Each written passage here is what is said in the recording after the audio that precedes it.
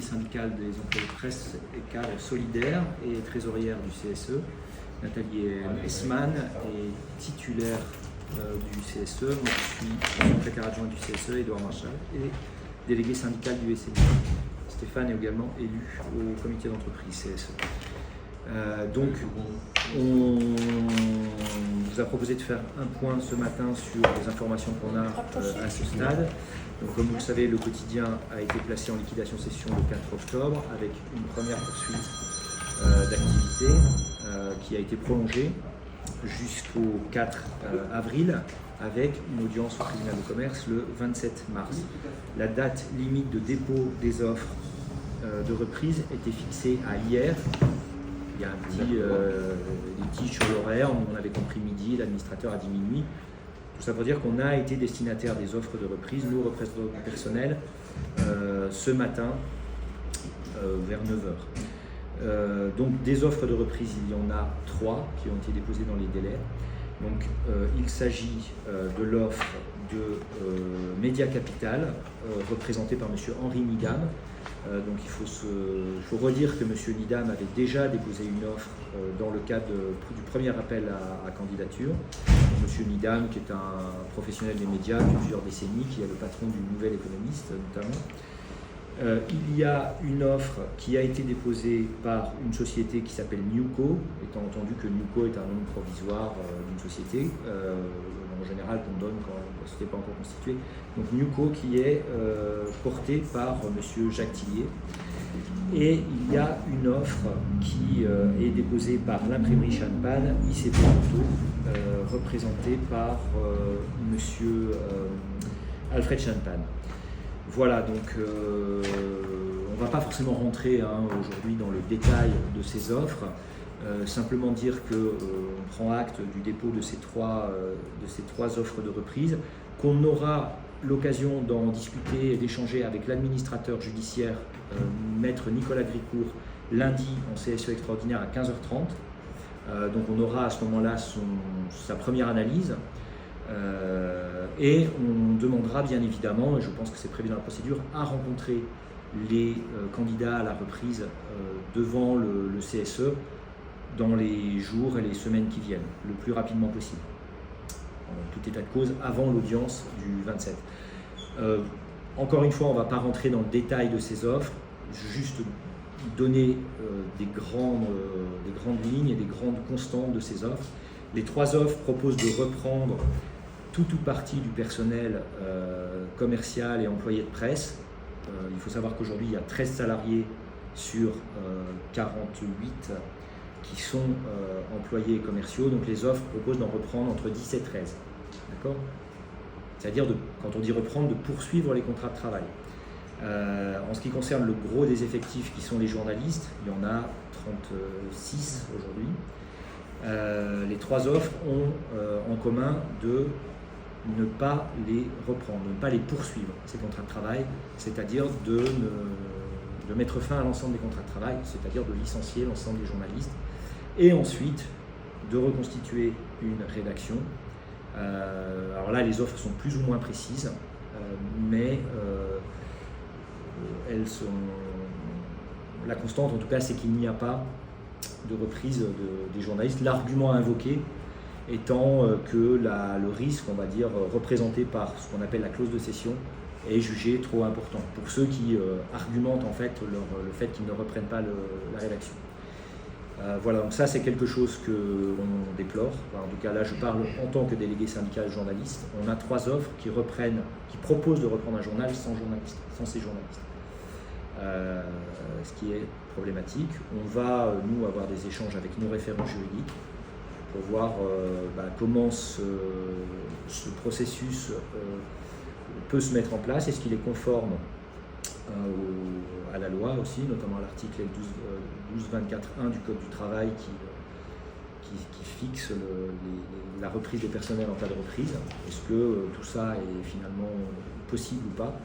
Et puis on échangera avec les repreneurs sur leurs intentions. Voilà, encore une fois, on a les offres mais elles sont confidentielles à ce stade, on ne va pas vous les donner, mais on peut répondre à certaines questions éventuellement si vous en avez. sachant qu'encore une fois, on ne pourra pas forcément être beaucoup plus précis sur le contenu de ces offres. Sur les offres déposées, je vois, vous dites 10 à 13 salariés. C'est chaque offre, en fait, sur chaque offre, il y a 10 à 13 de reprises ou c'est une moyenne Non, le mieux disant, on reprend 13 salariés, le moins disant des 3, on reprend 10. D'accord. Ça. Ouais. Voilà. Et chez les journalistes, on est à 0. Avec une incertitude sur une des offres, qui ne donne pas de chiffre. Celle de Tillier. Oui. D'accord. Pas de chiffre.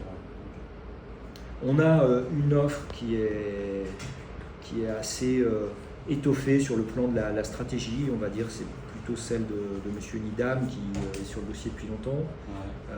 On a une offre qui est assez détaillée sur l'organisationnel, qui est plutôt celle de M. Chanpan, on va dire quand même, avec des tableaux assez précis. Et il y en a une qui nous paraît peut-être à préciser un peu plus, c'est celle de M. Tillier, en l'occurrence. Ça nous paraît la moins précise à ce stade sur le plan financier, sur le plan organisationnel, sur le plan de la reprise. Mais encore une fois, nous, on est ouvert au dialogue avec les 3 candidats à la reprise. On espère, je pense que c'est prévu, pouvoir échanger directement avec eux maintenant que leur offre est officielle, rapidement. De toute façon, là, vous avez un mois de discussion. Ouais. Donc, il va y avoir des demandes d'amélioration, je suppose, notamment sur les journalistes. Des demandes de clarification, effectivement. De ce qu'on a compris, ils ont pris attache avec des juristes pour cette idée de reconstituer encore une fois une rédaction. Certains en disant qu'ils donnent la priorité de réembauchage aux journalistes sortants. Mais encore une fois, est-ce que ça c'est permis dans le cadre d'une reprise? Est-ce que tu dois reprendre et poursuivre les contrats de travail? Ou est-ce que tu peux repartir avec les mêmes personnes et de nouveaux contrats? Nous, je t'avoue qu'on n'est pas juriste, donc on va aussi se renseigner de notre côté. Oui, mais c'est après, vous avez toutes les questions, c'est pour les journalistes qui sont depuis très longtemps d'ancienneté, du travail existant. Enfin, tout ça, après, ça pourra se faire à leur condition, c'est ça aussi la problématique. Ouais. Ouais. Oui, il y a cette problématique-là. C'est vrai qu'on a des journalistes à grosse ancienneté. Le licenciement, si on comprend bien, se fera dans le cadre de la procédure collective, c'est-à-dire qu'il sera réglé par l'administrateur judiciaire et pris en charge financièrement par l'AGS, avec cette question qui est importante aussi que l'AGS, il y a un plafond de garantie individuelle, que certaines indemnités de licenciement des journalistes, vu leur ancienneté, excèdent ce plafond. Donc ça, c'est effectivement des questions importantes, étant entendu que des gens n'auront pas, on va dire, la totalité des indemnités de licenciement auxquelles ils auraient pu prétendre dans le cadre d'une reprise, tout simplement. Qu'est-ce que vous répondez justement aux offres qui sont déposées sur l'histoire de la clause de cession? Qu'est-ce que vous pouvez dire pour rassurer les repreneurs en disant non mais attendez, c'est pas... Alors la chose que nous on dit, c'est que d'abord la clause de cession elle est inscrite dans la loi. Donc c'est pas à nous de dire qu'on peut s'affranchir d'une manière de quelque chose qui est un dispositif individuel, que tout journaliste a la liberté d'actionner. Je vois pas bien comment nous, on pourrait prendre des garanties que les gens ne les actionnera pas. Il y a une seule chose que nous, on a essayé de faire valoir auprès des gens avec qui on a pu discuter, c'est que plus le projet proposé sera conforme aux valeurs du quotidien, plus le risque de voir actionner des clauses de cession sera limité. Je veux dire, on est sur une île où les perspectives d'emploi dans le journalisme sont quand même limitées. Donc la priorité des gens, c'est de garder leur boulot et de le faire, si possible, dans des conditions qui leur conviennent. Donc si le projet est partagé et si on a l'occasion d'échanger là-dessus, qu'on a des garanties, je pense qu'il faut dédramatiser cette question des clauses de cession, qui a été agitée un peu comme un épouvantail avec des chiffres avancés qui nous paraissent assez nettement fantaisistes. On a parlé de 5 millions de clauses de cession possibles. Nous, on a fait calculer ça par un cabinet d'expertise comptable avec lequel on travaille. On est très loin de ça. Au maximum, le risque il est de moitié moins, et encore en partant sur une base haute, c'est-à-dire d'un schéma où tous les journalistes partiraient. Voilà. Donc je pense que, encore une fois, on est conscient que pour les repreneurs, c'est un risque qui est difficile à provisionner, mais il ne faut pas le dramatiser non plus. C'est pas l'intérêt de la majorité, par exemple. Non. L'intérêt des gens, on est assez représentatif de la rédaction, c'est vrai qu'ils ont une grosse ancienneté, mais on est aussi non pas en milieu de carrière, on est plutôt sur la fin, mais on a peu de perspectives de réembauche, même si notre ancien collègue Thierry nous donne des sources d'espoir, puisqu'il a rebondi brillamment. Mais on n'a pas envie de se retrouver au chômage à 50 ans. C'est un journal dans lequel on travaille depuis longtemps parce qu'il est plutôt bien, avec évidemment des hauts et des bas, comme dans toutes les entreprises. Mais nous, on souhaite continuer, si c'est possible, mais continuer dans les valeurs du quotidien aussi. Justement, parce qu'aujourd'hui, dans les propres propositions, sans dire forcément, vous n'allez pas dire de toute façon, mais des noms, des propositions, mais est-ce qu'aujourd'hui, il y a une proposition qui peut aller dans le sens de ces valeurs et qui peut mener à des discussions entre les salariés pour minimiser les départs?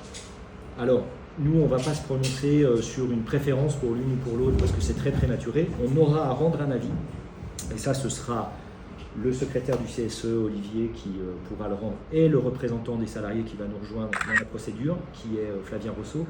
Et ça, on le fera en échange avec l'ensemble de la rédaction, et de l'entreprise, parce qu'on représente toutes les catégories de personnel.